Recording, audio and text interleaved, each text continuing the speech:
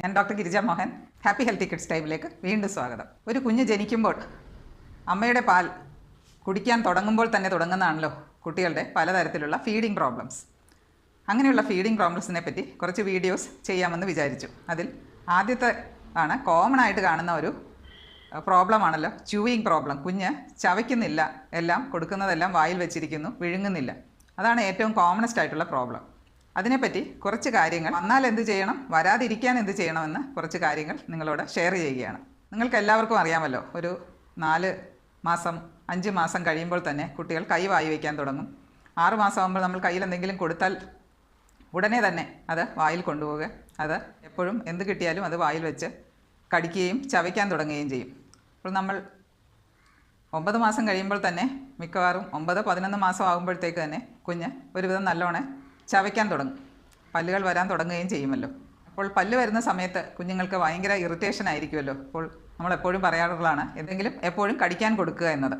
അതായത് നല്ല squeezy toys, നല്ല കമ്പനിയുടെ ഒരു ടോക്സിക് അല്ലാത്ത മെറ്റീരിയൽസ് കൊണ്ട് ഉണ്ടാക്കിയത് നമുക്ക് നല്ലവണ്ണം ചൂടുവെള്ളത്തിൽ കഴുകി അതിൻ്റെ കാല് വാല് എല്ലാം കടിക്കാൻ കൊടുക്കാം. അത് കൂടാണ്ട് തന്നെ ടീത്തേഴ്സ്, പല്ല് വരുമ്പോൾ നമ്മൾ കടിക്കാൻ കൊടുക്കുന്ന നല്ല കമ്പനിയുടെ, അത് പൊട്ടിയാൽ വെള്ളം വരാത്തതും അതിനകത്ത് ചിലതിൽ വെള്ളം നിറച്ചിട്ടുണ്ടല്ലോ, അല്ലെങ്കിൽ കടിച്ചാൽ വേറെ ടോക്സിക് സബ്സ്റ്റൻസ് ഒന്നും ഇല്ലാത്തതായിട്ടുള്ളത് വേണം സെലക്ട് ചെയ്യാനായിട്ട്. ഇതൊന്നും അല്ലെങ്കിൽ ഏറ്റവും നല്ലത് വലിയ സ്റ്റീലിൻ്റെ സ്പൂണിൻ്റെ അറ്റം, അതായത് ഒട്ടും മൂർച്ചയില്ലാത്തത്, ഷാർപ്പല്ലാത്തത് വേണമെങ്കിൽ നമുക്ക് കടിക്കാൻ കൊടുക്കാം. അങ്ങനെ സേഫ് ആയിട്ടുള്ളതും ടോക്സിക് അല്ലാത്തതുമായ എന്ത് സാധനവും വെറുതെ വായിൽ വെച്ച് കൊടുക്കുകയാണെങ്കിൽ കുട്ടി അത് കടിക്കുകയും പതുക്കെ അങ്ങോട്ടും ഇങ്ങോട്ടും അല്ലെങ്കിൽ മുകളിലോട്ടും താഴോട്ടും ഒക്കെ ഒന്ന് ചവയ്ക്കുന്നതായിട്ട് നമുക്ക് ശരിക്കും ശ്രദ്ധിച്ച് നോക്കിയാൽ മനസ്സിലാകും. അപ്പോൾ അങ്ങനെ തുടങ്ങുന്നു കുട്ടിയുടെ കടിക്കുന്നതും ചവയ്ക്കുന്നതും.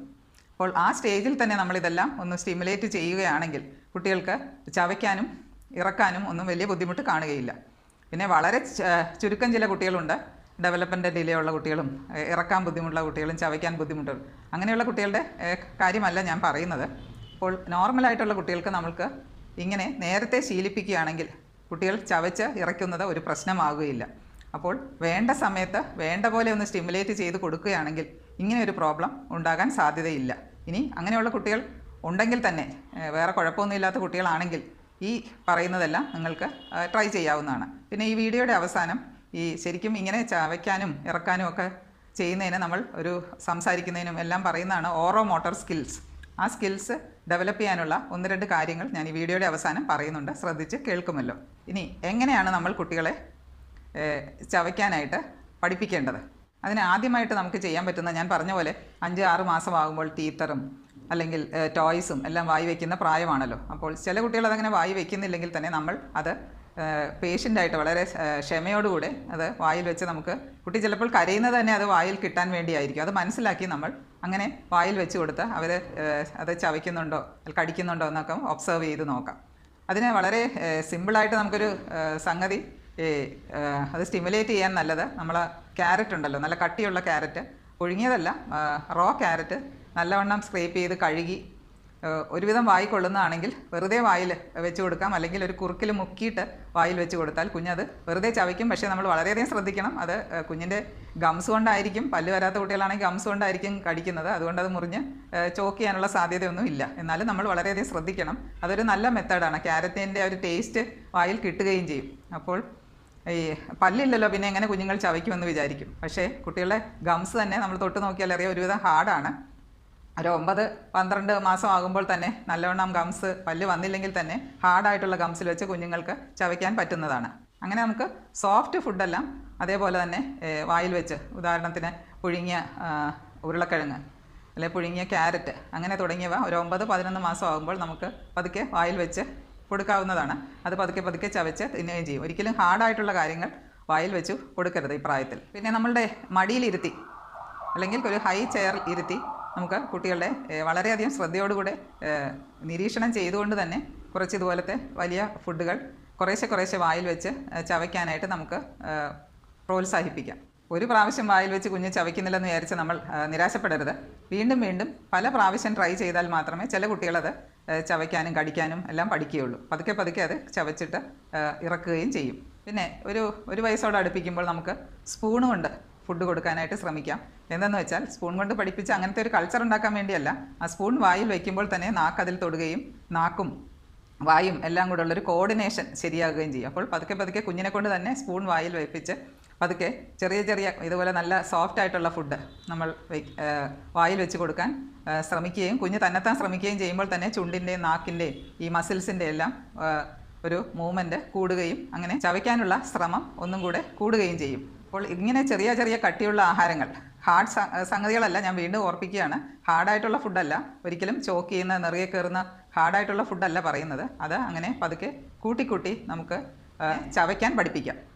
അതുകൊണ്ട് തന്നെയാണ് നമ്മൾ പറയുന്നത് കുഞ്ഞുങ്ങൾക്ക് ഒരു കുറുക്കിൻ്റെ പ്രായം കഴിയുമ്പോൾ പിന്നെ യാതൊരു സംഗതികളും മിക്സിയിൽ അടിച്ച് കൊടുക്കരുത്. എന്നാലും വെച്ചാൽ കുട്ടികൾ പിന്നെ അതിൽ ആ ലിക്വിഡ് കൺസിസ്റ്റൻസി മാത്രം കഴിക്കാൻ മാത്രമേ പഠിക്കുകയുള്ളൂ.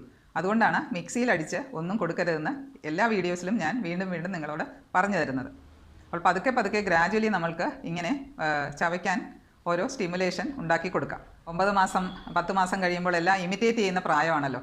അപ്പോൾ നമുക്ക് കുട്ടികളെ ഞാൻ എപ്പോഴും പറയുന്നത് പോലെ ടേബിളിൻ്റെ പുറത്ത് ഇരുത്തിയിട്ട് നമ്മൾ കസേരയിൽ ഇരുന്നിട്ട് ഒരു ഐ കോണ്ടാക്റ്റ് കിട്ടുകയും നമ്മൾ കുട്ടി കഴിക്കുന്നത് നമ്മളും കൂടെ എടുത്ത് ഒന്ന് വായ തുറന്ന് ചവച്ച് കാണിച്ചു കൊടുക്കുക.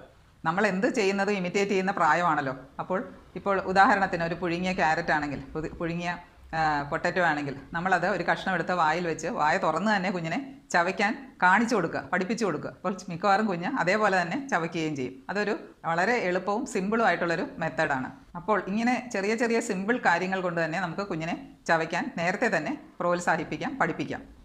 ഇനി നേരത്തെ ഞാൻ പറഞ്ഞ ഓറോമോട്ടോർ സ്കില്ല് കൂട്ടാൻ വേണ്ടി നമ്മൾ കുഞ്ഞ് ഒരു 4-5 മാസം ആകുമ്പോൾ തന്നെ നമുക്ക് ഈ ഓറൽ എന്ന് പറഞ്ഞാൽ വായിലുള്ള മസിൽസും ടങ്ങും ഇതെല്ലാം ഡെവലപ്പ് ചെയ്യാൻ വേണ്ടി നമ്മൾക്ക് കുഞ്ഞിൻ്റെ മുഖത്ത് വെറുതെ ഒന്ന് മസാജ് ചെയ്ത് സ്റ്റിമുലേറ്റ് ചെയ്യാം. അപ്പർ ലിപ്പിൻ്റെ മുകളിലത്തെ ചുണ്ടിന് മുകളിൽ വെറുതെ ഇങ്ങനെ മസാജ് ചെയ്ത് കൊടുക്കാം. പിന്നെ താഴത്തെ ചുണ്ടിലും ഇങ്ങനെ മസാജ് ചെയ്യുകയും മുകളിലോട്ട് ചുണ്ടിൻ്റെ അടുത്തേക്ക് ഒന്ന് മസാജ് ചെയ്യുക. അങ്ങനെ മുഖം എല്ലാം കവിള് എല്ലാം ഒന്ന് ചെറുതായിട്ട് മസാജ് ചെയ്ത് കൊടുക്കുമ്പോൾ ആ മസിൽസിന് കുറച്ചൊരു സ്റ്റിമുലേഷൻ കിട്ടുകയും കുഞ്ഞിന് ആ സ്കില്ല് കുറേ കൂടെ ഡെവലപ്പ് ചെയ്യുകയും ചെയ്യും. അതുപോലെ തന്നെ ടങ്ങിൻ്റെ മൂവ്മെൻറ്റ്, ടങ്ങ് പുറത്തേട്ടാക്കിയിട്ട് പലതരത്തിലോട്ട് മൂവ്മെൻറ്റ് നമ്മൾ കാണിച്ചു കൊടുക്കുക, കുഞ്ഞ് അതേപോലെ ചെയ്യുക. അപ്പോൾ അങ്ങനെ അതേപോലെ തന്നെയാണ് സോഫ്റ്റ് ബ്രഷ് വെച്ചിട്ട് നമുക്ക് ഈ ഗംസ് ഒന്ന് സ്റ്റിമുലേറ്റ് ചെയ്ത് കൊടുക്കുക. അപ്പോൾ കുഞ്ഞ് അതിൽ കടിക്കുകയും അങ്ങോട്ടും ഇങ്ങോട്ടും ചവയ്ക്കാനുള്ള ഒരു ടെൻഡൻസി കാണിക്കുകയും ചെയ്യും. നേരത്തെ പറഞ്ഞ മെത്തേഡ് തന്നെയാണ് ഈ റോ ക്യാരറ്റ്, കട്ടിയായിട്ടുള്ള ക്യാരറ്റ് വെറുതെ വായിൽ വയ്ക്കുകയോ അല്ലെങ്കിൽ കുറുക്കിൽ മുക്കി വായിൽ വയ്ക്കുകയോ ചെയ്യുകയാണെങ്കിൽ ഒരു നല്ലവണ്ണം ഈ ഓറോമോട്ടോർ സ്കിൽസ് ഡെവലപ്പ് ചെയ്യാൻ ഏറ്റവും നല്ലതാണ്. പിന്നെ വേണമെങ്കിൽ നമുക്ക് ബിസ്ക്കറ്റ് അങ്ങനെ നമ്മളധികം കൊടുക്കാൻ പറയുന്നില്ല, എന്നാലും ഒരു 9-10 മാസം ആകുമ്പോൾ വേണമെങ്കിൽ നമുക്ക് ഒരു ബിസ്ക്കറ്റ് ചെറുതായിട്ട് ബിസ്ക്കറ്റിൻ്റെ അറ്റം മാത്രം വെറുതെ പല്ലിനിടയിൽ ഇങ്ങനെ വെച്ചിട്ട് നമ്മൾ ഈ താഴത്തെ താടി മുകളിലോട്ടൊന്ന് ആക്കിയാൽ കുഞ്ഞത് ഒന്ന് കടിക്കാൻ നോക്കുകയും അത് ആ ചെറിയ ഭാഗം വായിലാക്കുമ്പോൾ ഒന്ന് ചവയ്ക്കാനും ശ്രമിക്കും. അപ്പോൾ ഇങ്ങനെ ചെറിയ ചെറിയ സിമ്പിൾ കാര്യങ്ങൾ കൊണ്ട് ചവയ്ക്കാൻ അറിയാത്ത കുട്ടികളെ ഇത്തിരി ലേറ്റായിട്ടാണെങ്കിലും ചെയ്യിക്കാം, അല്ലെങ്കിൽ ചവയ്ക്കാൻ പഠിപ്പിക്കാം നേരത്തെ തന്നെ, അതാണ് ഏറ്റവും നല്ലത്.